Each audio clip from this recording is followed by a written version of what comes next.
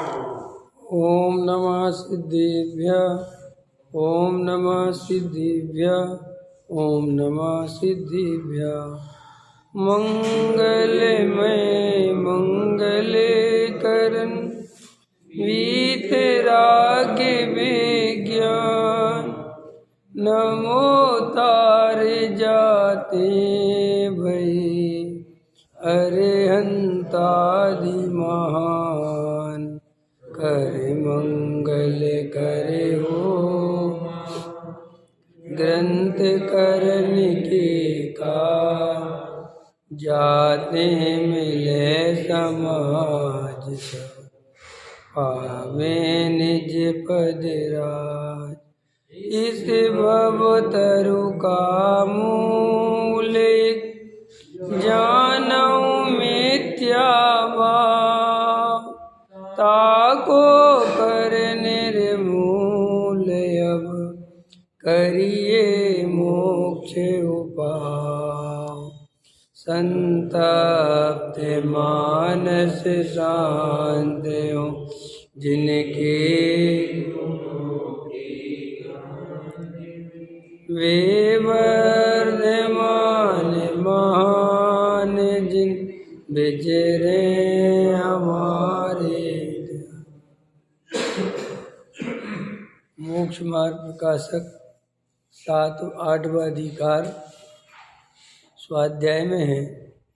कल अपन ने एक विषय उठाया था रुचि निराशा, और अभी जो पूज्य गुरुदेव श्री का जो स्वाध्याय चल रहा है वो निकांक्षित अंग पर चल रहा है। निकांक्षित अंग सम्यक दृष्टि ज्ञानी धर्मात्मा को होता है, मिथ्या दृष्टि को नहीं होता। सम्यक दृष्टि को कोई इच्छा नहीं होती, सम्यक दृष्टि को कोई कांक्षा नहीं होती, कोई वांछा नहीं होती। फिर ऐसा प्रश्न आता है, लेकिन सम्यक दृष्टि पंच इंद्रिय के विषय भोगों में, युद्ध में, संयोगों के बीच में इच्छा करता हुआ दिखाई देता है, हमारी जैसा रहता है। फिर ये बात कि सम्यक दृष्टि को इच्छा नहीं होती, ये बात बहुत से लोगों को समझ में नहीं आती, लेकिन शास्त्रों में लिखी है और अपन उसमें कुछ कर नहीं सकते, इसलिए अपन सहजता से हामी तो भर लेते हैं, लेकिन अंदर वो क्लियरिटी नहीं आती कि साहब उसको कांक्षा कैसे नहीं होती। एक तरफ तो कहते हो कि चक्रवर्ती पद के लिए लड़ने चला जाता है, 96,000 शादी कर लेता है, इतने हाथी, इतने घोड़े, इतना सब कुछ है, और एक तरफ कहते हो कि उसकी कोई इच्छा नहीं है। ये बात क्योंकि अपन इच्छा का अर्थ इच्छा ही समझते हैं। जैसे हम आपको इच्छा होती है तो हम ऐसे इच्छा समझते हैं, हमें समझ में नहीं आता कि उसके कैसे इच्छा है और हमारी इच्छा कैसे। और कभी कभी तो ऐसा भी लगता है कि हमारी इच्छा तो उसके मुकाबले बहुत कम है, हमें तो इतनी इच्छा है भी नहीं। तो ये अंतर समझ में नहीं आता। लेकिन जैन दर्शन में आत्मा के अनंत गुणों की बात है, लेकिन आत्मा के अनंत गुणों से जो आत्मा को कोई दुख तकलीफ नहीं हो रहा है, आत्मा के जो 3 गुण हैं उनके विपरीत परिणमन से यह जीव दुखी है। बाकी के गुण तो ठीक हैं, ये 3 गुणों में प्रॉब्लम है। और पूरी जनवाणी में आत्मा के इन 3 गुणों की ही चर्चा है। विपरीत रूप परिणमन का नाम मिथ्या दर्शन, मिथ्या ज्ञान और मिथ्या चारित्र है, और सम्यक रूप परिणमन का नाम सम्यक दर्शन ज्ञान चारित्र है। मिथ्या दर्शन ज्ञान चरित्र रूप जब तक जीव परिणमन करता है तब तक 4 गति परिभ्रमण 84 लाख योनि में जन्म मरण चलता है, और जब जीव सम्यक दर्शन ज्ञान चरित्राणी रूप परिणमन करता है तो कालांतर में जीव सिद्धालय में अनंत काल के लिए अनंत सुख में रूप परिणमन करता है। ऐसा वस्तु का स्वरूप है। अब ये श्रद्धा ज्ञान चारित्र क्या है, इनका क्या परिणमन है, भाई ये हमारी समझ में आ जाए तो हम हो सकता है कि बहुत कुछ समझ सके कि वस्तु का स्वरूप क्या है। तो उस बात को अपन ने कल ऐसे उठाया था कि सबसे पहले तो हमें अपनी आत्म कल्याण की, आत्मा को जानने की, आत्मा के अनुभव करने की अंदर में प्रबल इच्छा होनी चाहिए, रुचि होनी चाहिए, अंदर पक्की से पक्की जिज्ञासा होनी चाहिए कि मेरा स्वरूप है क्या। और अगर आपके अंदर खाली टाइम पास है, आपको अपनी दुनिया में आप सुन रहे हो, चल रहे हो, कमा रहे हो, भोग रहे हो और आपकी ज़िंदगी बीती जा रही है, आपको कोई होश नहीं है, आपको कोई लेना देना नहीं है आत्मा से, बस आप आत्मा की बात सुनते हो, तो श्री गुरु कहते हैं फिर ये बात तुम्हारे लिए नहीं है। तो पहले नंबर पर कल अपन ने ये बात कही थी कि आप गहराई से पहले ये देखिए, क्या वास्तव में मुझे आत्मा का अनुभव करना है, क्या मुझे वास्तव में आत्मा चाहिए है। अगर आप पहले नंबर पर ही आउट हो जाते हो कि हमें नहीं चाहिए, तो फिर आपको जैसी मर्जी जो करना है करो, कोई दिक्कत की बात नहीं है। संसार में अनंतानंत जीव हैं, सदा काल रहेंगे, परिभ्रमण 4 गति में चल रहा है, चलेगा। ये मनुष्य पर्याय में अभी थोड़े समय का काल है, फिर बीतेगा, फिर किसी और गति, फिर कोई और गति, ऐसे चलता रहता है। मैंने पहले बताया है, मूल में तो 2 ही गतियां हैं, या तो निगोद है या सिद्ध गति है। ये जो बीच की अवस्था है ये ज़्यादा समय की है ही नहीं, इसलिए इसमें तो कोई दम है नहीं। अगर अभी आपने आत्मा नहीं जाना, कई लोगों को ऐसा भ्रम है पुण्य पुण्य पुण्य कुछ नहीं करता, पुण्य कुछ नहीं करता, पुण्य सिर्फ कुछ काल के लिए भोग सामग्री इकट्ठी करा देता है, और वैसे ही वो भोग सामग्री भोगी, फिर पाप का बंध, फिर नरक, फिर पुण्य, फिर नरक, फिर स्वर्ग, फिर नरक। ये चलता नहीं है, ये चलता नहीं है, यही समझा रहा हूँ। ये ज़्यादा दिन चलने वाला नहीं है, इसके भी भाव निश्चित हैं। इतने स्वर्ग के, अरे सादिक 2000 सागर में तो सब आता है, 2 इंद्री, 3 इंद्री, 4 इंद्री, असंख्य सब आता है। थोड़ा सा काल है, अभी वो करुणान योग वाले बता देते हैं कि सादिक 2000 सागर के भी समझ लो। नरक में तो दुख ही दुख है, तिरंच में दुख ही दुख है, मनुष्य में आधा दुख आधा सुख है, देव गति में भी वो भूत पिशाच यक्ष राक्षस उस जाति के देव बन जाओ तो कोई सुख नहीं है। अब समझ लो वो काल कितना सा है विषय भोग वाला, जिसमें तुम्हें पंच इंद्री के विषय भोग खूब शांति से भोगने मिले, ऐसा वो काल कितना कम है। अब उतने काल के लिए तुम पुण्य पे भरोसा करते हो तो क्या करेगा ये पुण्य। आचार्य कहते हैं कि कालांतर में निगोद चला जाता है ये चीज, माने ये अवसर मिलता है। अभी देखो वर्तमान में लोग पैसे से बहुत प्रसन्न हो रहे हैं, साधनों से बड़े प्रसन्न हो रहे हैं, नई नई टेक्नोलॉजी आ रही है, बड़े खुश होते साहब ये आ गया, ये आ गया, और ये भूलते जा रहे हैं कि बाहर में जितने साधन बढ़ गए हैं, हम लोग अंदर से खुद इतने कमज़ोर हो गए हैं। हम इन साधनों से मिला क्या?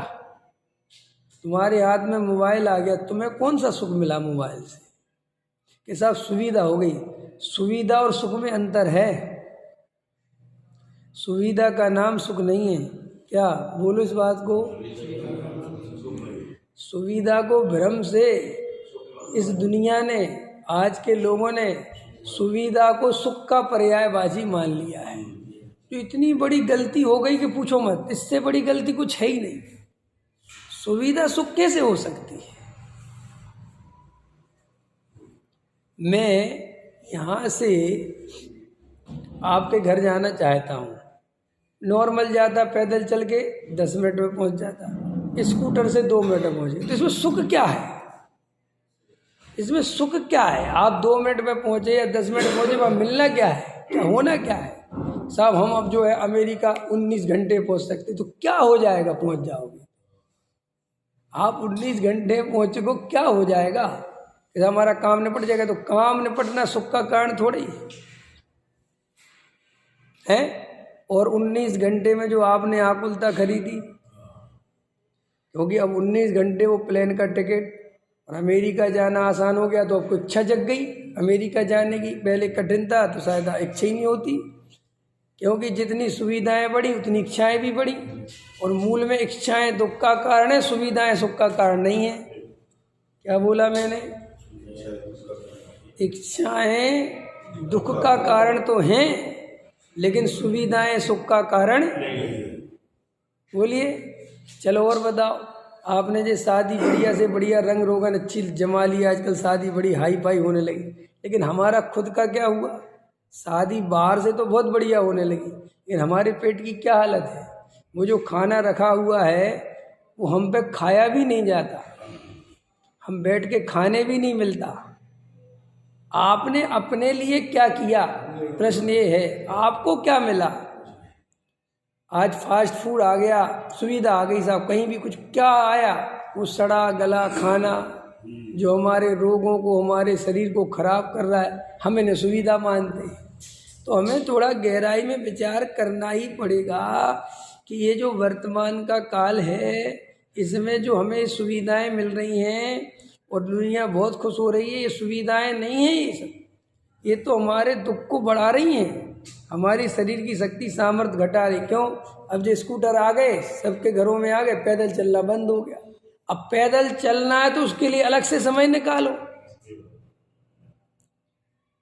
हुआ कि नहीं हुआ?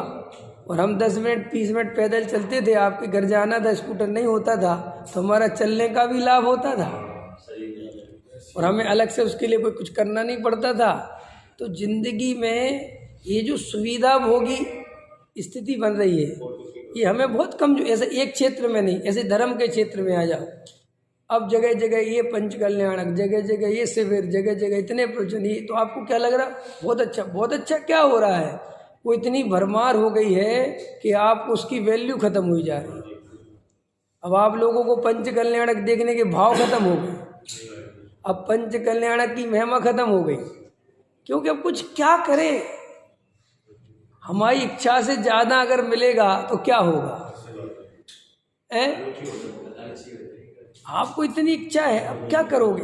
तो आप समझ गए, पहले नंबर पर निर्णय करें, सुविधाएं सुख का कारण नहीं है, और जितनी सुविधाएं बढ़ेंगी उतनी इच्छाएं बढ़ेंगी, तो इच्छाएं बढ़ेंगी तो मैं दुखी होऊंगा, सुखी नहीं। अमेरिका जाना और आसान होगा तो ये सुख का कारण नहीं है। आप ये मत मानो कि अमेरिका अगर हम 4 घंटे में पहुंचने लगेंगे तो सुखी हो जाए, नहीं, और दुख आने वाला है। ये आने वाली पीढ़ी, जिसे हम ये समझ रहे हैं कि आज के बच्चे कितने भाग्यशाली है, कितनी उनकी सुविधा, कुछ नहीं है, हमसे ज़्यादा भाग्यशाली नहीं है। हमारे सामने उनका भाग्य 0% है। उनके हाथ में मोबाइल गेम है, हमारे हाथ में गिल्ली डंडा था, हमारे हाथ में बल्ला के बैट था, तो हम ज़्यादा भाग्यशाली के। वो बेचारे ऐसा बैठा हुआ, हम खेलने जाते थे, ताकत से खेलते थे, भूख लगती थी, बढ़िया भोजन करते थे, शरीर बनता था। उसका क्या हो रहा है? भाई मरा मरा है, अब गेम खेल रहा है, वही मम्मी, वो सुनो हमें दूध पीने नहीं मिलता था, गरीब थे, उसको भर के दूध दे रहे, लेकिन वो पी नहीं सकता, कि पी ले भाई, वो कह रहा मुझे नहीं पी। बोलो तो क्या हो रहा है? तो ये बात निर्णय कर लो, सुविधाएं सुख का कारण नहीं है। अगर हमारे अंदर भोगने की शक्ति नहीं है, क्या करोगे सामग्री जुटा के? मैंने कल इस पर बोला था कि जो वर्तमान में हमारी स्थिति है, हम भोगने के कारण मिथ्या दृष्टि नहीं है, हम भोगने में लगे हैं इसलिए हम मिथ्या दृष्टि, ये बात ही नहीं है। हम भोगों को जोड़ने में लगे हुए हैं और उनमें से ताकत लगा रखी है कि जुड़ जाएगा तो सुखी हो जाएंगे, इसलिए मिथ्या दृष्टि है। इतनी सी बात है, इस बात को आपको ध्यान रखना है। तो मैं आपको ये समझा रहा हूँ कि निकांचित अंग के बारे में हमारी क्लियरिटी नहीं है।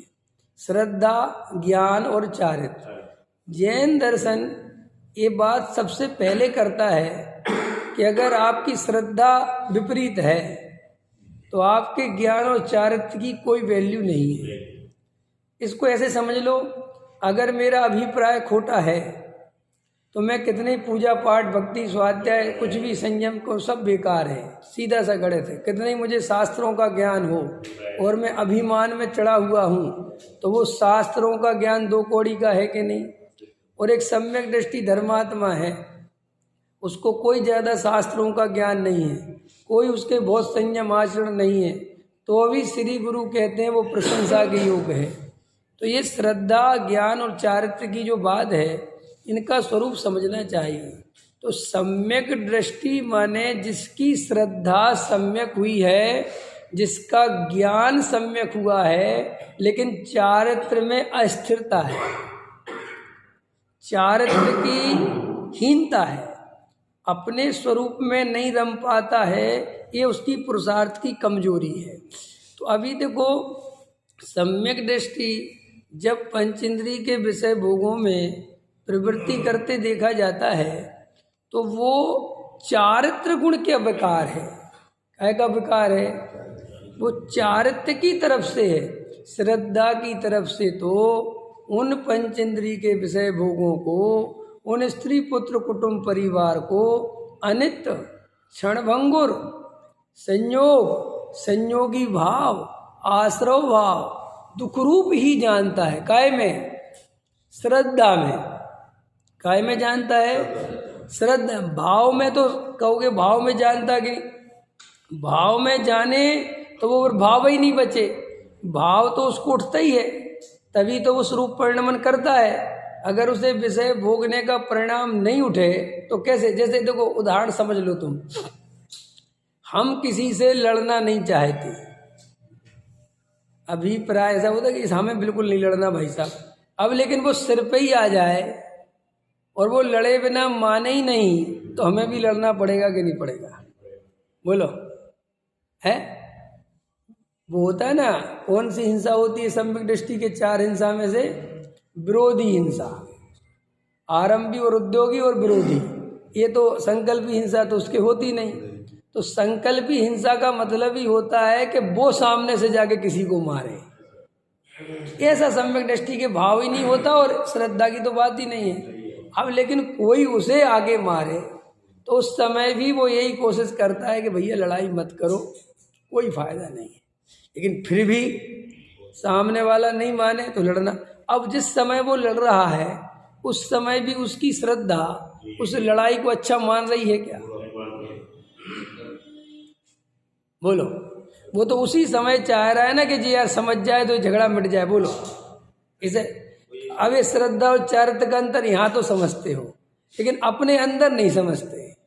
ऐसे ही सम्यक दृष्टि भी पंच इंद्रिय के विषय भोगों में प्रवृत्ति करता है, तो उसके अंदर ये निर्णय होता है कि इनमें कोई सुख नहीं है, ये सब अनित्य हैं। और क्या ले रहे थे गुरुदेव? ये सब कर्माधीन है।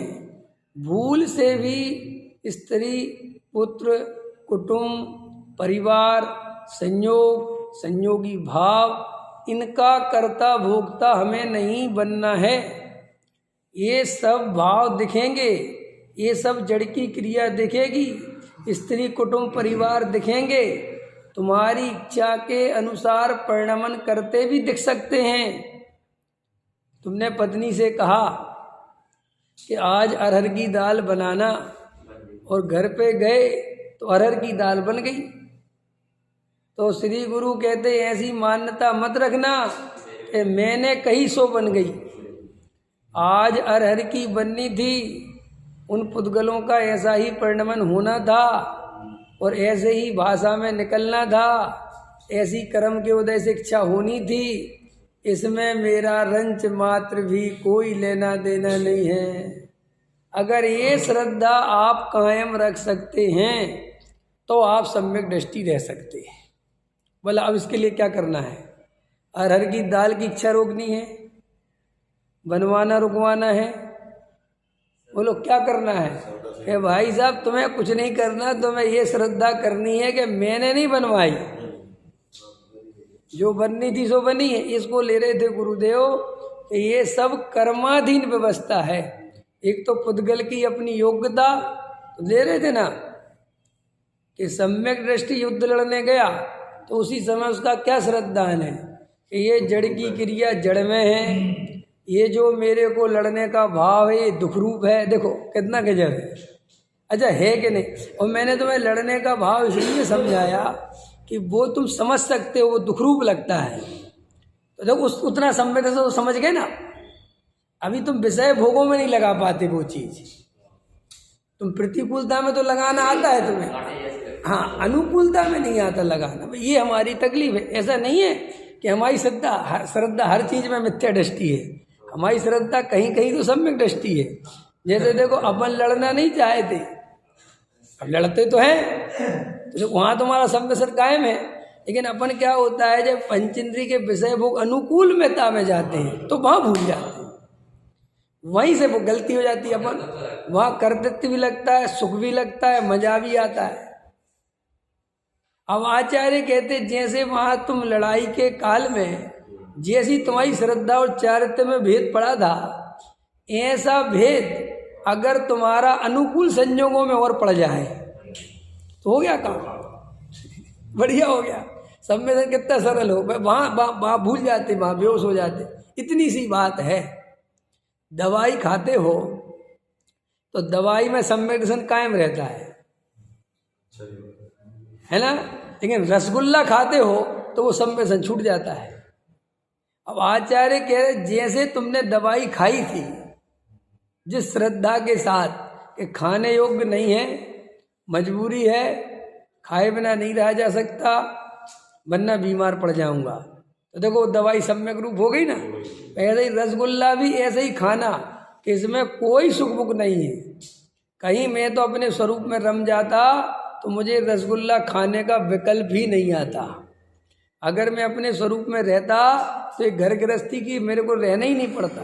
तो आचार्य कहते हैं कि सम्यक दृष्टि के ऐसे निकांक्षित अंग है, उसको श्रद्धा की अपेक्षा एक पुद्गल परमाणु की भी वांछा नहीं है, चारित्र की अपेक्षा है। अब ये भेद अगर अपन नहीं करते, ये भेद नहीं समझते, इसका कारण बहुत तकलीफ। दूसरी बात, हम अपने आप को आत्मानुभव की ओर क्यों नहीं ले जाते? हम अपने स्वरूप की अनुभूति का पुरुषार्थ क्यों नहीं जगा पाते? उसका एक प्रबल कारण तो मैंने कल आपको बताया था। 3 कारण पे अपन ने चर्चा की थी, 3 पैसे पे से 2 पे हुई थी। पहला कारण तो ये है कि हमें आत्मा की कोई ज़रूरत ही नहीं है। हम अपने संसार के कार्यों में इतने संलग्न हैं, इतने ऊहापोह में लगे हुए हैं कि एक दिन ये पर्याय जाने वाली है, ये भव खत्म होने वाला है। देखो भाई, ये शरीर तुम्हारे सामने बदलता हुआ तुम्हें दिखाई दे रहा है, दिख रहा है कि नहीं दिख रहा है रमेश जी? बचपन, जवानी, बुढ़ापा आया कि नहीं आया? तो श्री गुरु कहते फिर अकल पे पत्थर पड़े हैं क्या? जब तुम्हारे इतने सामने ये सामने ही दिख रहा है कि धीरे धीरे घिस रहा है, इसका मतलब मैं जाऊंगा, मैंने पर्याय रहेगी नहीं। तो मैं किन के लिए मरा जा रहा हूँ, काहे के लिए मरा जा रहा हूँ? है ये बोलो, तुम दूसरे का माल नहीं उठाते, ये चोरी है, लेकिन ये भी चोरी हुई ना, शरीर की चोरी है। तो पुद्गल इसका स्वामी और बनते हो तुम स्वामी, तो आचार्य कहते इसी का फल तो निगोद है। ये असली चोरी है। ये शरीर के साथ देखो, शरीर में हम रहते हैं, शरीर हम नहीं है। शरीर में मैं रहता तो हूँ लेकिन शरीर में नहीं, वो शरीर बदल रहा है, मैं नहीं बदल रहा। अच्छा, आप बदले क्या? आप बदले हो तो बताओ, आपकी सोच बदली क्या है? आपका शरीर बचपन से बुढ़ापे तक में पहुंच गया, आप कहाँ बदले? आप तो 10 साल के थे तब रसगुल्ले को मरे जाते थे, और 50 साल के हो तो भी मरे जा रहे। तुम तो वही के वही। बेचारा शरीर भले ही कह रहा है कि भाई साहब मेरे बस की नहीं है, हैं? शरीर होता है ना, शरीर कहता है ना कि भाई साहब अब मैं नहीं खा सकता, और ये कहता है खा तू तो। ऐसे ही है कि नहीं? तो श्री गुरु कहते गहराई से विचार करो, तुम नहीं बदले, शरीर बदला। अगर तुम बदल जाते तो बात ही कुछ और थी ख्याल में। इसलिए तो श्री गुरु कहते कि निर्णय करो कि भाई मैं कौन हूँ, ये शरीर में नहीं हूँ, क्योंकि ये शरीर तो प्रति समय बदल रहा है, मैं ही नहीं बदल रहा। तो मैं ही नहीं बदल रहा, इसका मतलब मैं कोई और हूँ। अगर मैं शरीर होता तो मैं भी बदल गया होता। लेकिन देखो गजब की बात, टोडामल जी साहब 300 वर्ष पहले एक बात कहते हैं कि ये जीव प्राप्त पर्याय में ऐसा तन्मय है कि जब 37 साल का था तो बोलता था मैं 37 का हूँ, मैं 37 का हूँ। कौन 37 का है? मैं। और अब 38 का हूँ। कौन? कमाल है भाई, क्या हो रहा है? मतलब देखो, जब बचपन की फोटो देखता है ये किसकी है, पर जवानी की देखता है किसकी है, और अभी की क्या बुद्धि खराब है क्या? अगर ये तू है तो ये कहाँ गया? बचपन वाला अगर तू है तो कहाँ गया? कहाँ है वो पर्याय? बता सकते हो कोई आप में से? बचपन की फोटो तो सबके पास होगी ना आपकी, कहाँ है वो? उसे भी अपना मानते थे ना, कहाँ है वो? यादें बन के रह गई है। और अभी जवानी वाली फोटो जो घर में लगा रखी शादी की, कहाँ है वो पर्याय? कहाँ है वो? सब खत्म। फिर भी गजब, अब इस पर्याय में तन्मय हो गया। कहता है वो तो चली गई, अभी तो मैं ही हूँ। अरे ये भी कहाँ है तू? ये तेरा भ्रम है कि तू है। जैसे वो पर्याय तू नहीं था तब तो चली गई और तू है, ऐसे ये पर्याय भी चली जाएगी और मैं तो रहूँगा। ये निर्णय करो। ये निर्णय भाई साहब भागम भाग में नहीं होगा, रोटी वोटी छोड़ने से नहीं होगा, एक पूजा से 2 पूजा करने से नहीं होगा, 4 पूजा करने से नहीं होगा, व्रतशील संयम आदि करने से नहीं होगा, सम्मिश्र करके पहाड़ पे जाने से नहीं होगा, और बोलो खूब प्रवचन सुनने से नहीं होगा, शास्त्रों को पढ़ने से नहीं होगा। एकांत में बैठ के जो जीव शांति से निर्णय करेगा उसे होगा। कई लोगों को ऐसी रुचि होती है कि शास्त्र पढ़ ले वे, शास्त्र पढ़ ले वे। हमने तो शास्त्र पढ़े, क्या रखा शास्त्रों में? यही शास्त्रों का सार है जो मैं बता रहा हूँ। कई लोग पता जैसे प्रवचन सुनते ना तो मेरे पास आ जाते, मैं पंडित जी आज आपने ग्रंथ पढ़ा ही नहीं। तो मैंने कमाल हो गया, ग्रंथ में और लिखा क्या है? यही तो लिखा है। बोले नहीं साहब वो तो ठीक है लेकिन अपनी परंपरा है जी। कहीं मिल जाते ऐसे नमूने, वो साहब ग्रंथ तो पढ़ने चाहिए, गाथा तो एक बार पढ़नी। क्या कर लोगे, क्या पढ़ोगे गाथा? क्या लिखा गा? पढ़ के सुना दूँ 10-20 गाथा, कुछ हो जाएगा? कि साहब मूल ग्रंथ से पढ़ना चाहिए। क्या कर लोगे मूल से पढ़ के? पढ़ो मूल से, ला उठाओ एक आध मूल से पढ़ के सुनाओ। कालाक्षर भैंस बराबर तो है। और भाई साहब आगम परंपरा की बात करते हैं, मूल गाथा पढ़ने की बात करते हैं। मूल, और सुनो मूल श्लोक पढ़ के सुना दूँ, चलो हो जाएगा? कहोगे पता इसका अर्थ तो समझाओ। जब अर्थ समझाना ही है तो फिर पढ़ के सुनाने से फायदा क्या है? हाँ वो 11 अंग 9 पूर्व तो पढ़े, लेकिन हम कहते चलो तुम वो तो नहीं मानते, हमें पता है, लेकिन यहाँ की तो तुम मानो। ऐसे आ जाते मेरे पास, आप जो है ना प्रवचन बोलते हैं तो बोलते ही चले जाते हैं। तो मैंने कहा भैया ये मेरी क्वालिटी है कि डिसक्वालिटी है? मतलब मुझे कोई ज़रूरत नहीं पड़ती शास्त्र पढ़ने की, तो ये क्वालिटी हुई कि डिसक्वालिटी हुई है? लेकिन उनको बस ऐसी ऐसे ऐसे लेकर टोडामल सामने सब लिखा है, शास्त्र के लोभी। शास्त्र पढ़ना है जी, आगे क्या लिखा, आगे क्या? अरे तो आगे क्या लिखा? इतना 7 अधिकार पढ़ लिए, उसमें क्या लिखा था? अब 8वें में क्या लिखा वो बताओ। कई लोग पता यही मिलाते रहते, आगे कब पढ़ेंगे, आगे उनका पूरा विकल्प उस आगे कब पढ़ेंगे में उलझा रहता है। और मैं भी शुरुआत ऐसे ही करता हूँ, 8वां अधिकार मोक्ष मार्ग प्रकाशक, तो वो सोचते कुछ पढ़ेंगे इसमें से। 1 महीने से नहीं पढ़े, जैन साहब कह रहे हैं, जैन साहब कह रहे ना 1 महीना गिन लिया ना उनने पूरा। मेरा कहने वाला ये है कि अरे भाई हमें अपने प्रयोजन की सिद्धि करना है। जीव जुदा पुद्गल जुदा, यही तत्व को सार, यही जिनवाणी को सार, यही शास्त्रों को सार, यही अरहंतों को सार, यही सिद्धों को सार, सबका सार यही है। सभी साधुओं का सार, सभी उपाध्याय का, सभी आचार्यों का, सबका सार ये है कि तुम कौन हो ये पहचानो। ये जिनवाणी पढ़ना पढ़ाना कोई काम थोड़ी है, ये कोई वर्क थोड़ी कि करो, क्या करना।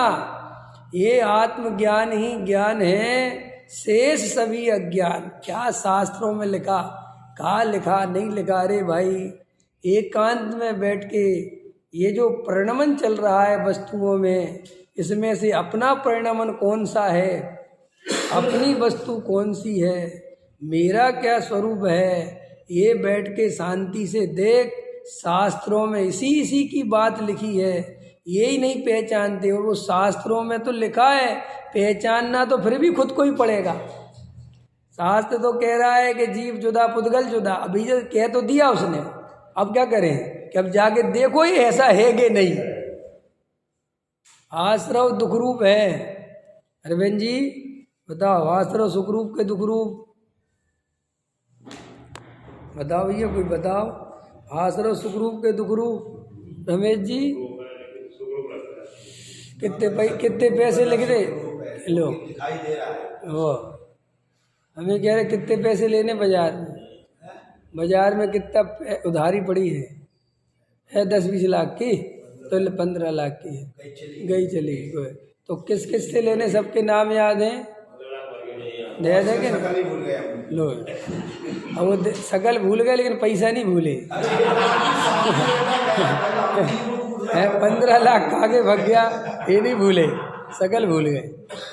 तो जैसे लोक में जहाँ जीव के प्रयोजन की सिद्धि हो उसे सब याद रखता है, और यहाँ पे पूछो कि आश्रव क्या है तो सोचता है ये क्या चीज़ है। जबकि आश्रव की चर्चा रोज सुनाते हैं कि आश्रव माने मोह राग देश के परिणाम, नहीं समझ में आया। और वो महा दुख रूप, वो समझते नहीं। तो क्यों नहीं कि भाई उस तरफ प्रयोजन की तरफ ध्यान नहीं।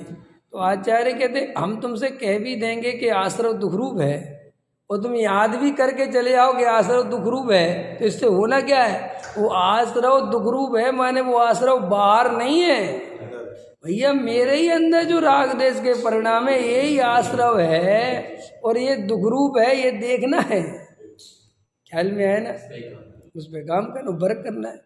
तो ऐसे विकल्प रहते हैं लोगों को कि जब आगे का पढ़ो, क्या पढ़ना, क्या पढ़ने में रखा क्या है।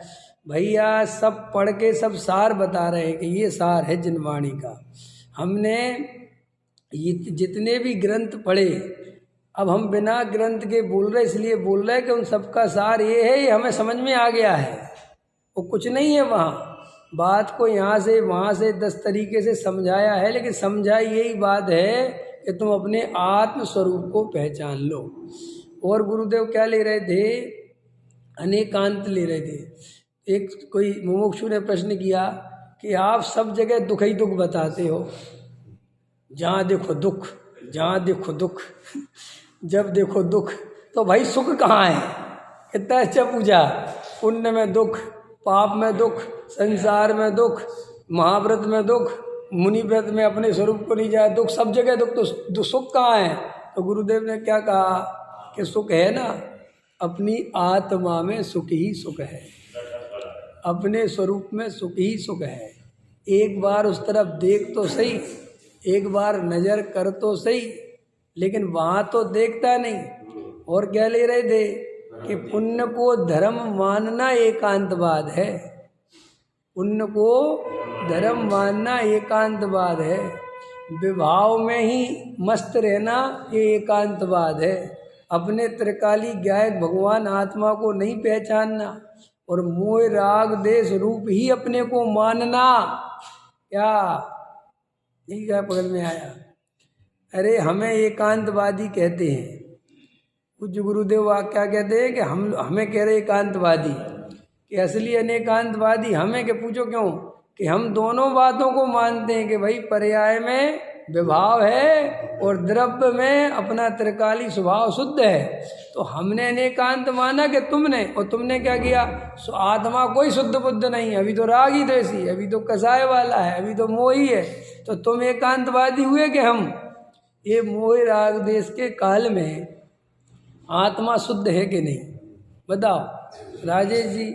इस मोह राग देश के काल में मेरा जो चैतन्य तत्व है, जो मेरा शुद्ध ज्ञायक भगवान आत्मा है, वो अभी शुद्ध है कि नहीं। कि मैं तो शुद्धता को नहीं मानता, तो तू ही तो एकांतवादी है। हाँ, तू हमसे पूछ कि मोह राग देश है कि नहीं। बिल्कुल है, पर भिन्न है, वो मेरे स्वरूप में नहीं है। एक समय की पर्याय में मुझे स्वीकार है, इसलिए मैं अनेकांतवादी हूँ। और पुण्य के कार्यों से पुण्य बनता है, धर्म नहीं होता। और तू पुण्य के कार्यों से धर्म मानता है, ये विपरीतता है, ये मिथ्या दर्शन है। हम तो पुण्य को पुण्य मानते हैं कि भाई पुण्य करोगे तो पुण्य बनेगा, वो धर्म का कारण नहीं है। तो ये बात बहुत बढ़िया थी उसमें। ये अनेकांत का अर्थ क्या है और एकांतवाद का अर्थ क्या है। और ये लिया था उनने कि स्त्री पुत्र कुटुंब परिवार मकान दुकान ये सब कर्म के वशीभूत चलते हैं, ये हमारे कारण नहीं चलते और इनमें कोई सुख बुक नहीं है। देखो अभी अपन इस पर्याय में इतनी तन्मयता से लगे हुए हैं और इस पर्याय की इतने आर्त रोध ध्यान कर रहे हैं, चिंता कर रहे हैं। अपने अनुसार परिणमन नहीं होता तो घबराहट बेचैनी हो जाती है। जरा सा व्यापार आदि में हानि हो तो घबरा जाता है, जरा सा पत्नी बीमार हो तो घबराता है, बच्चा बीमार हो तो घबराता है, खुद बीमार हो तो घबराता है, डरता है कि कहीं मर ना जाऊं, कोई बड़ी बीमारी, ऐसा होता है ना।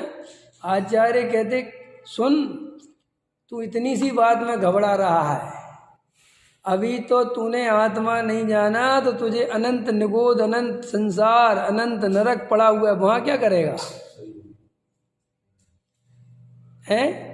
क्या घबरा रहे हो, किसके लिए डर रहे हो, क्या करोगे। ऐसे दुख संसार में भी हैं, अभी देखे कहाँ दुख है। अपन ऐसे होते ना, जैसे अपना बच्चा पहला दूसरा तीसरा में पढ़ता हो और पढ़ाई से डरता हो तो अपन क्या कहते कि भैया तेरा दिमाग ठीक है, ये तो कुछ भी नहीं है, अभी तो पढ़ के आगे बहुत पढ़ाई करनी पड़ेगी, तू अभी से डरेगा तो क्या पढ़ेगा। ऐसे ही संसार है ही दुख रूप, हम तो तुम्हें शुरू से बता रहे, तुम क्यों नहीं मान रहे। और अब जब बीमारी आ गई, जब परिस्थितियां बिगड़ गईं तो तुम घबरा रहे। अरे क्यों घबरा रहे, हमने तो पहले ही कहा था। ये संसार आचार्य कहते हैं कि ऐसा समझ लो कि तुम नहीं मरे, यही आश्चर्य है। ऐसा समझ लो कि तुम सुखी हो 2-4 मिनट, आश्चर्य की बात है कि ये समझ लो कैसे बच रहा है। चारों जंगल में आग लगी हो और एक पेड़ पे तुम बैठे हो, भाग्य से थोड़ी देर वहां नहीं लगी, ये आश्चर्य लगनी तो है ही। ऐसे ही अरविंद जी ये बत मानना कि हम सुखी बुखी, ये तो अभी चल जाए जितनी देर, ये चाइना मॉडल है, ये जितनी देर चल जाए बैंड बजनी है सबकी।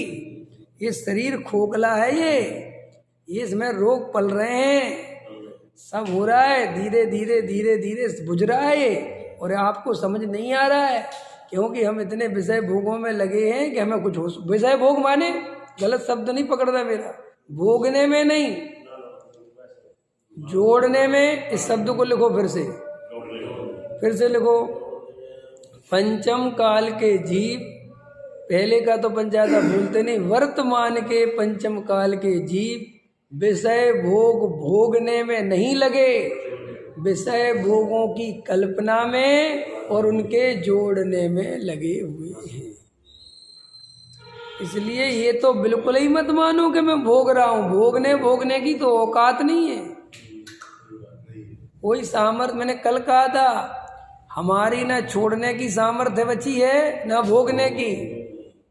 हम मरीज ही हैं, मूंग की दाल रोटी खाए रहे, बस कुछ नहीं कर रहे हैं, सब व्यर्थ की बातें।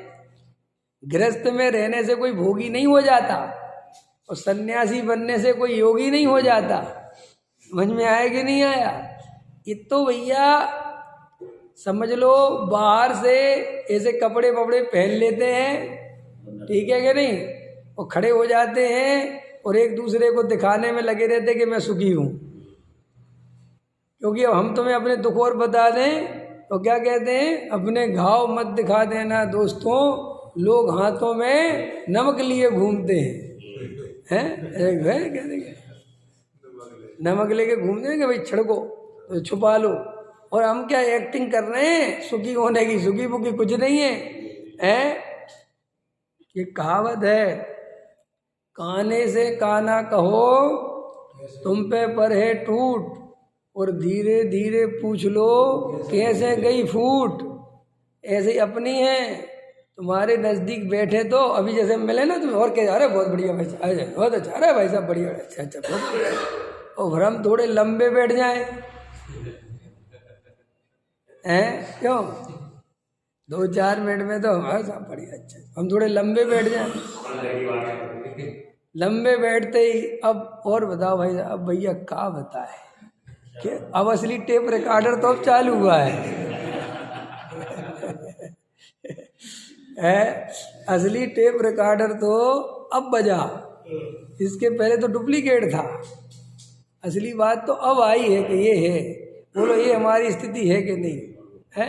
ये हमें जितने ये पैसे वैसे वाले ये सेठ वेट देख के तुम सोचते हो चमचमाती गाड़ी में से उतर रहा है, अरे कुछ नहीं है, ये सब बाहर से बेचारा कोशिश कर रहा है दिखाने की कि मैं सुखी हूँ,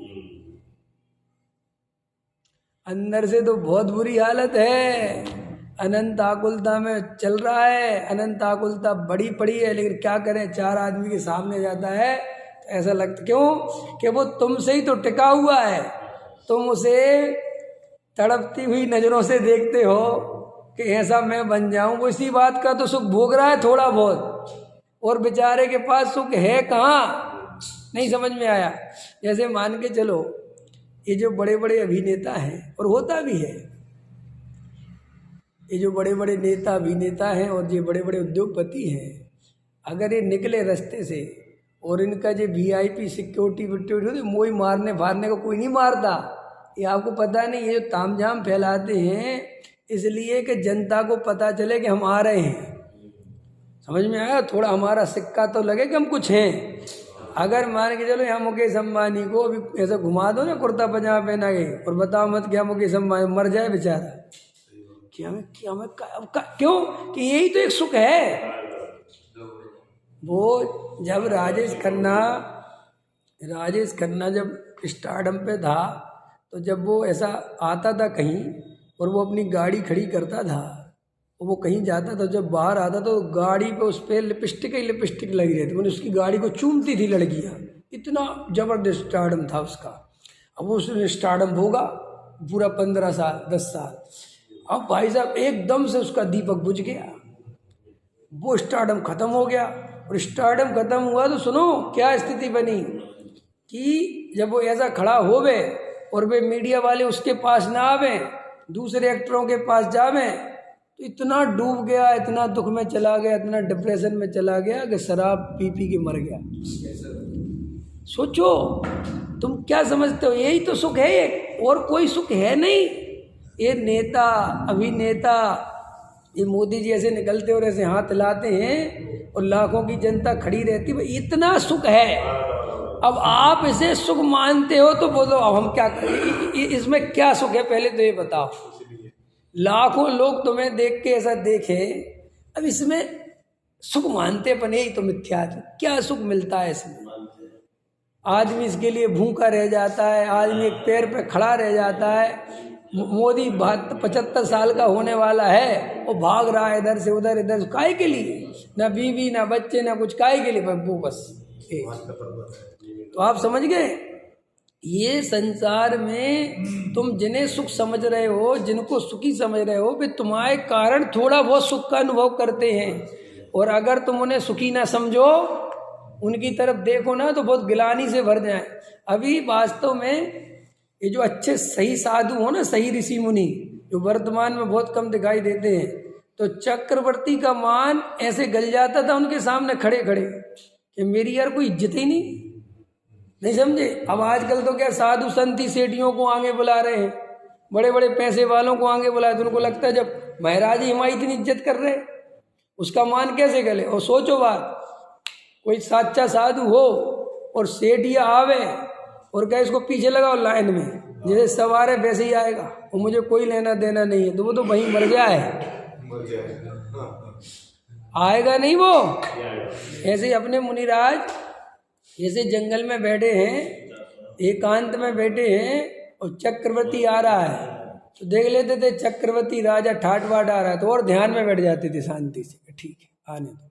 कि क्यों कहते मान पे पर्वत पे चढ़ा हुआ है तो वे बोलते ही नहीं थे, वो ऐसा गिड़गिड़ाता रहता था, सुनो तो महाराज नमोस्तु नमो, बोलते ही नहीं थे। ये और उसको समझ में आता था बताओ इनकी मस्ती के सामने मेरी कोई मस्ती नहीं है। गुरुजीएफ की कहानी मिलती ना, उसकी किसकी मिलती है? सिकंदर की और अपने यहाँ के एक साधु की है कि वो साधु के पास गया सिकंदर जब उसने दुनिया जीती तो किसी ने कहा कि भारत देश में एक से एक साधु महाराज हैं, एक से एक ज्ञान, उठा लाना एक आध जीतते आओ। उन्होंने कहा अच्छा उठा लाऊंगा, क्योंकि वो तो अपने ऐसा सोचता था कि मैं ही मैं हूँ। तो आया वो, तो आया तो किसी ने बताया कि एक बहुत बड़ा साधु है, बहुत गजब है। उनको तो खबर पहुंचाई, सैनिक पहुंचाए, बोले बोल उनको। सिकंदर ने बुलवाया दरबार में, तो गए वो सेनापति, बोले साहब को बड़ भाग हैं आपके, आपको महाराज याद कर रहे हैं। बोले कौन सा महाराज, कहाँ का महाराज, हमसे बड़ा महाराज है कौन? अरे बोले सिकंदर जिसने दुनिया जीती है, बोले उससे बड़ा भिखारी कोई दूसरा नहीं है। ऐसे बोला तो वो तो घबरा गया। उसने कहा देखो जी आप समझ नहीं रहे, आपका 1 मिनट में सर कलम हो जाएगा, 1 मिनट में आपको भाग, बोले जो बकवास बंद कर, भाग इधर से। वो आया, सिकंदर पे मैसेज भेजा तो सिकंदर आया भाई कि क्या चक्कर है। तो सिकंदर की वही शहंशाहों के शहंशाह राजा महाराजा पधार रहे, वे अपने बैठे, तो आया ऐसा खड़ा हो गया। तो ठंडों का टाइम था, धूप ऐसी धूप में बैठा था, और वो आया तो खड़ा हो गया। तो कहा चलो, चले कहाँ हैं, कहाँ चल रहा है? बोले हम लेने आए। बोले तुम होते कौन हो? क्या हो तुम हैं? तो एकदम उसकी चमक देखी सिकंदर ने और उसका तेज देखा तो सिकंदर को मन ही मन लगने लगा, यार मैं तो कुछ भी नहीं हूँ, इस आदमी को मेरे को देख के कोई ऐसा लगता ही नहीं। तो सिकंदर बहुत प्रभावित हुआ। और कहानी कहती है कि सिकंदर ने कहा कि तुम्हारा सर कलम कर देंगे जानबूझ के, समझ तो लिया फिर भी कहा, तो क्या कहा, करो ना, इतनी देर क्यों करते हो, तुम भी अलग होते हुए देखोगे और हम भी अलग होते हुए देखेंगे। सिकंदर तो एकदम चौंक गया, तो बोले गलती हो गई, क्षमा, मेरे लायक कुछ काम बताओ। बोले हटो, तुमने धूप दे रखी बहुत देर से। समझ में आया? तो ऐसा सिकंदर पानी पानी होके चला गया। तो वास्तव में ज्ञानी अगर असली मिल जाए ना तो तुम ऐसे पानी पानी हो जाओ। ये तो तुम्हें क्या अज्ञानी ही मिल जाते हैं जिन्हें तुम भ्रम से ज्ञानी समझते हो, अथवा समझते तो तुम भी हो कि अज्ञानी है। समझते तो तुम भी हो कि अज्ञानी हो, लेकिन वो अज्ञानी तुम्हारे अज्ञान को पुष्ट कर रहा है, तुम्हारी कसाई को पुष्ट कर रहा है। इसलिए आज जगत में वो साधु पूछता है जो सेठियों को पूछता हो, और जो साधु किसी को नहीं पूछता हो उसे कोई पूजने को तैयार नहीं। यही वस्तु कैसे साधुओं की क्या कहना, पंडित भी नहीं समझे, बड़े बड़े कार्यक्रम चलते रहते हैं, विद्वान आते रहते हैं, मैं देखता रहता हूँ, सब समझता रहता हूँ, मुझे कोई याद नहीं करता। ख्याल में कि क्यों कि इस आदमी को बुलाना ही खतरे से खाली है। ये तो जो अपन ने तैयार किया है सब गिरा गिरू देगा। बोले बुलाओ ही मत इसको। वो मेरे पास जब पीठ पीछे मेरी बड़ी प्रशंसा करते, सत्य तो तुम ही सुना रहे हो, सत्य तुम ही सुना रहे हो, सत्य तो तुम ही सुना रहे हो। तो मैंने कहा तुम्हें किसी ने पकड़ रखा है, तुम सुनाओ। तो बोले नहीं नहीं नहीं साहब, हम नहीं सुना सकते। अभी एक दिन की घटना है, मैं गया भोपाल में, तो एक शास्त्रीय विद्वान मेरे से बोला, तुम्हारी एक क्लिप देखी जो तुमने गुरुदेव वाली बोली, क्या निर्भीकता से बोले हो, क्या गजब बोले हो, बहुत। तो मैंने कहा तुझे इतनी अच्छी लगी तो तूने ग्रुप पे शेयर तो की नहीं, कहीं भेजी नहीं? कह रहा भाई साहब मुझे तो भेजने में भी डर लगता है, देख रहे हो। तो मैंने कहा क्यों? फिर बोला मेरे से, वो आपकी आजीविका स्वतंत्र है ना, इसीलिए आप। तो मैंने कहा तेरी बंधी हुई है, तू तो सीएम के नीचे काम कर रहा है, हैं? तुझे किसका डर है? बोले डर तो किसी का नहीं है, लेकिन हमें अंदर सत्य की कोई प्यास ही नहीं। हमें तो इसी संसार में रहना है, हमें तो इसी समाज में अपनी जीवन शैली बनानी है, समाज से पूजना है, सबसे बना के रखना है। काय को व्यर्थ में दुश्मनी लो, ऐसे में लोग हमें बुलाना बंद कर देंगे। अगर हम आपका साथ और नाम भी लेंगे ना तो लोग हमें बुलाना बंद कर देंगे। हमारे एक मित्र है, बोले मैं तो तुम्हें अब कहीं नहीं भेजूंगा। मैंने कहा क्यों? बोले मैंने तुम्हें 2 जगह भेजा, उसके बाद मेरा ही पत्ता कट गया। समझ में आया कि नहीं आया? मैंने कहा क्यों? बोले अरे तुम इतना खतरनाक बोलते हो। वो कहते किस आदमी को भेज दिया तुमने? हैं? अरे खतरनाक नहीं बोलते भाई, सत्य बोलते हैं। तुम्हें अपने मन का सुनना है, ऐसे नहीं चलेगा। ये भव समुद्र में डूब जाओगे। संसार समुद्र जो है महा दुखदाई है। अपने आत्म स्वरूप को पहचानना पड़ेगा। तो भैया ये कड़वी बातें सुननी पड़ेंगी। नहीं पहचानना तो जो चल रहा है चलाओ। समय तो हो गया, अभी बात फिर रह गई, फिर 2 मिनट में पूरी करते हैं। शांति से सुनो, 10 मिनट में पूरी करते हैं, 9:30 में खत्म करें। देखो क्या कह रहा था मैं। सबसे पहले अपन को आत्मा को जानने के प्रति रुचि जिज्ञासा होनी ही चाहिए। अगर आपको वो जिज्ञासा ही नहीं है, आप शास्त्र को शास्त्र पढ़ना आत्मा को जानने की जिज्ञासा नहीं है। गृहस्थी संयम करना ये कोई शास्त्र है? आत्मा को जानने की जिज्ञासा उसे ही है जो केवल आत्मा की ही जानने की स्थिति को जानता है। ये गृहस्थी संयम बाहर से साधुता ओढ़ लेना, बाहर से धर्मात्मा बनना, ये कोई दम थोड़ी इन बातों में, तो सब खोखलापन है। आगे देखो, दूसरा पॉइंट बताया था मैंने, पहले कल बताया था प्यास, फिर दूसरा निराश। आप निराश नहीं हो, आप डरो मत। आपको कितने ही साधु संत त्यागी वृत्ति डराते रहे, आप पापी हो, आप कोई धर्म नहीं कर सकते, पहले व्यापार छोड़ो, पहले ये छोड़ो, तुम्हारे खाने पीने की रुचि छोड़ो। ये सब तुम्हें कितने ही दुनिया उपदेश देती रही। मैंने कल बताया था 2 बातों पे भाषण है, आहार पे और स्त्री पे। और मैंने आपको कल ये सिद्ध कर दिया कि इनमें कोई दम नहीं है, 2 टके की बातें हैं। सब समझ में कुछ है ही नहीं, बकवास है। ये तो जीव की समझ लो स्वरूप में स्थिर जब तक नहीं हो, मूल आवश्यकता है। डरो मत, ठीक है? हाँ, माने वो उस भोजन के बिना नहीं रह सकता। उसमें क्या क्या डरने की बात है? गुणस्थान लिखे हुए हैं, आपको पता है। ये जो मैथुन संज्ञा है, ये कौन से गुणस्थान तक जाती है? कुछ अता पता तो है नहीं किसी को, पढ़ते तो है नहीं बिल्कुल भी भाई। गुण 9वें गुणस्थान तक है इसका परिणाम, और चौथा तो हो नहीं रहा। पहले में जीव को डरा रहे हो। भैया डरने की बात नहीं, तो फिर क्या करें? हम विषय भोग भोगे, तो हमें धमकाया मत करो। तुम भोगने की ताकत तो बहुत लगाते हो, भोग कहाँ पाते हो?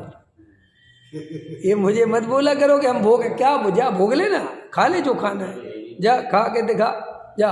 हम साहब बढ़िया बढ़िया और खाएंगे, पनीर खाए, खा ले ना। किसको धमका रहा है? हम साहब कल रसमलाई खा रहे, खा ले। तू कितना खाएगा?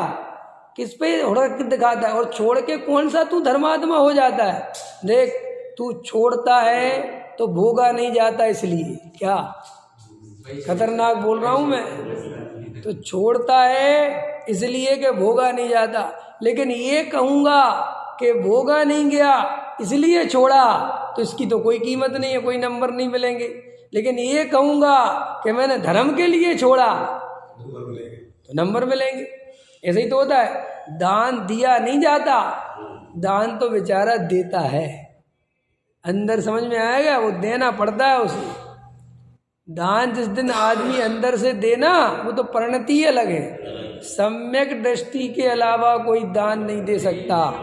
बोलो, मिथ्या दृष्टि जब भी दान देगा, लौकिक प्रयोजन से, लौकिक वांछा से देगा ही देगा, इसके बिना दे नहीं सकता। इसके लिए प्रमाण है, इसके लिए प्रमाण दूं। इसका प्रमाण है, तुम पैसा वहां देते हो जहां शास्त्रों में लिखा है कि बहुत पुण्य बनता है, और अथवा वहां देते हो जहां दान देने से नाम बहुत मिले। तुम्हारी 2 ही चाह है, पुण्य मिलना चाहिए। इसलिए देखो, ये प्रतिमा का बाजार गर्म है। जैनियों में इतनी प्रतिमाएं विराजमान हो रही हैं। आपने सोची ये क्यों हो रही? क्योंकि इसका रिजल्ट पता चल गया, मूल पता चल गया कि जो जैनी प्रतिमा के नाम पर पैसा देने में नंबर 1 है। प्रतिमा 10,000 की, प्रतिमा कितने की? 10,000 की, 5,000 की, और प्रतिमा के पैसे कितने लेते हैं? 1,21,000, 2,21,000। समझ में आया? तो कितना प्रॉफिट है? 10,000 का इन्वेस्टमेंट और 1,21,000 मिले।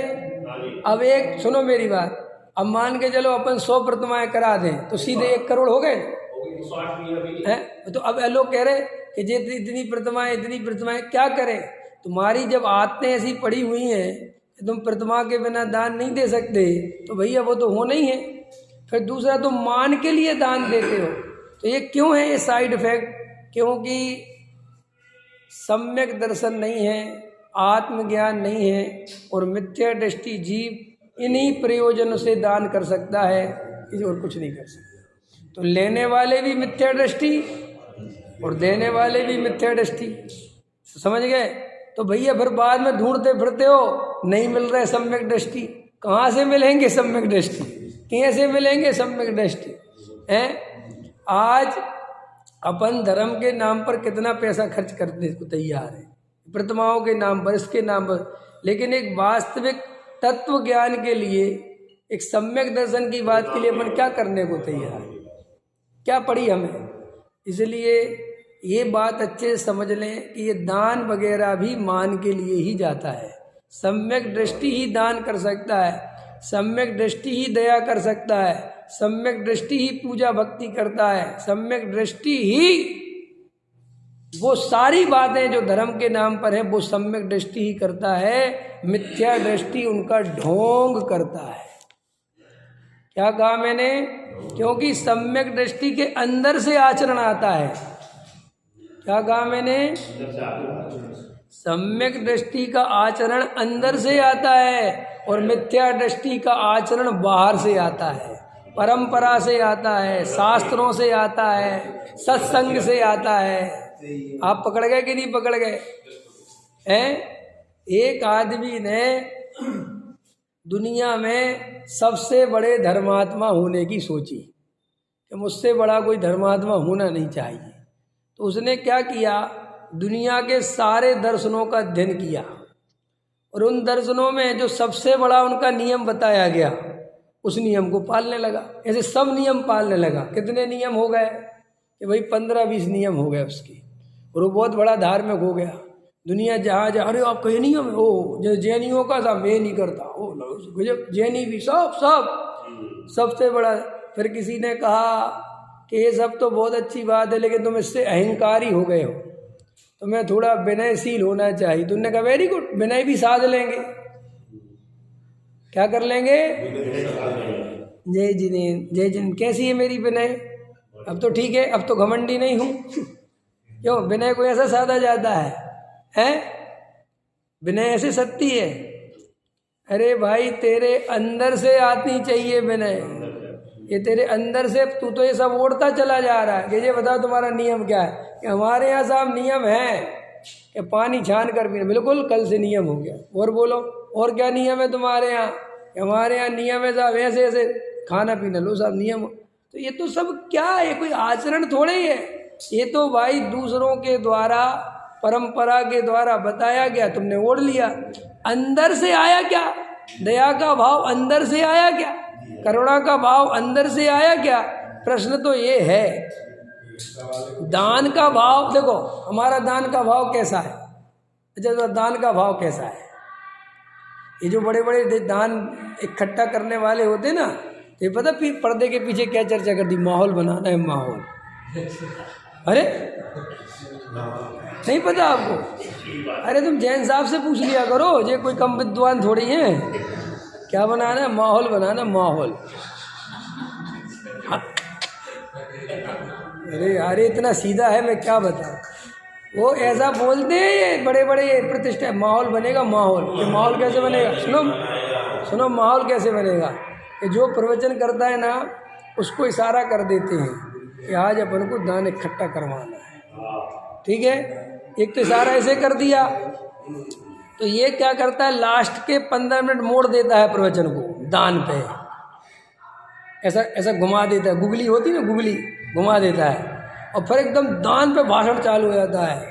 जिनके दान देने के भाव नहीं आते वे जीव तो नरक ही जाने की तैयारी कर रहे हैं। अरे पानी बाड़े नाव में, घर में बाड़े दाम, दोनों हाथ लीजिए यही सयानो काम। ये कहाँ ले जाओगे संपदा, ये परिग्रह नरक का कारण है। अरे यहाँ दे जाओ। अब जो माहौल, अब समझ ना, तुम सोचते कि हमने दान दिया, तुम्हें क्या लगता है कि हमने दान दिया? तुमने दान दिया नहीं, तुम्हारी जेब से दान निकलवाया गया। ठीक है, क्यों? अगर तुम असली दान वाले थे तो हम एक सूचना करते कि भाई ये काम है, तुम कहते भाई साहब लिखो तुरंत, लेकिन अपन ऐसा नहीं करते। अभी देखना, अभी मैं तुमसे कहूँ लाओ पैसे, नहीं लाओगे। अभी 1 रुपया नहीं, तो अभी तुमसे 1100 रुपये नहीं ले सकता मैं। अभी 1100 रुपये देने में तो भारी लगेंगे, लिख लो अभी मैं तुमसे 2100 रुपये मांगूँ तो मैं भारी लगेंगे, हम कैसे दे दें यार, अभी हमें कोई मतलब। और अब भी मैं यहाँ बड़ा विद्वान बुलाऊँ, 1000 की जनता बुलाऊँ, तुम ही जो 2100 रुपये देने में रो रहे थे 11 लाख बोल सकते हो। कितने बोल सकते हो? कल्पना कर सकते हो? देखो सेठ जी को पता है, ठीक है कि नहीं। और फिर ऐसा उसने सेट किया, फिर सेट किया, फिर एकदम वो आ गया। देखो जी, अभी हमें पंडित साहब ने कितनी बढ़िया प्रेरणा दी है। अब हम आपको ये बताना चाहते हैं, हमारे एक मंदिर बन रहा है, बस वो जुड़ा ट्रैक। और फिर कई लोग ऐसे भी होते उसमें कि वो एकदम, अब ऐसे फिर भी ऐसा बोल दिया, अब नहीं बोल रहे, तो 1-2 तैयार रहते हैं। देखो जी हमारे, बस 1-2 ने हाथ उठाए, फिर धीरे धीरे धीरे हमारे भी लिखो, हमारे भी लिखो, हमारे भी लिखो, हमारे भी लिखो, हमारे भी लिखो। समझे? अभी कहाँ से आ गया? अभी तक कहाँ? ये सब भाव आप सोचते हो कि हमारे अंदर से, अरे अंदर फंदर से नहीं आए, ये सब आपको एक बाहर से माहौल क्रिएट करता है और आप भावुक हो जाते हो। इतनी सी बात है। इसलिए सम्यक दृष्टि ही दान करता है। ये सिद्ध हो गया, सम्यक दृष्टि ही दान करता है, मिथ्या दृष्टि कुछ नहीं कर। मिथ्या दृष्टि तो हमेशा बेचारा ठगाया जाता है, उसे कदम कदम पर ठगते हैं और बेचारा ठगा जाता है। कभी कोई क्रिया के नाम पर ठगता है, कभी कोई ऐसे चरणानी योग में कोई क्रिया कांड की खूब महिमा बता दो, इसमें इतना पाप, अरे रे इतने जीवे, फलाना ठिकाना, वो सब छोड़ दिया। और फिर अंदर ऐसी मान्यता रहती है कि मैं जीवों की रक्षा करता हूँ, और ये भूल जाता है कि ये मिथ्या चल रहा है, क्योंकि उसने पूरा कंसेप्ट तो समझा नहीं, खाली जीवों की रक्षा, जीवों की रक्षा, जीवों की रक्षा, ये कंसेप्ट समझ लिया। इसलिए तो मैं कहता हूँ, अगर तुम ढंग से द्रव्यानुयोग नहीं समझोगे तो तीनों अनुयोगों से मिथ्या दर्शन पुष्ट करोगे। खतरनाक है, ख्याल में समझना ही पड़ेगा ना। वो 11 अंग और 9 पूर्व जो पड़े हैं ना, और फिर भी मिथ्या दृष्टि बने रहे, उसका मूल कारण वही है कि हमने जिन वाणी से भी कर्ता कर्म को ही पुष्ट किया है। अभी तीसरा फिर रह गया, समय बहुत हो गया। तीसरा कल बताना है, बताऊंगा संकल्प। सहजानंदी सोदर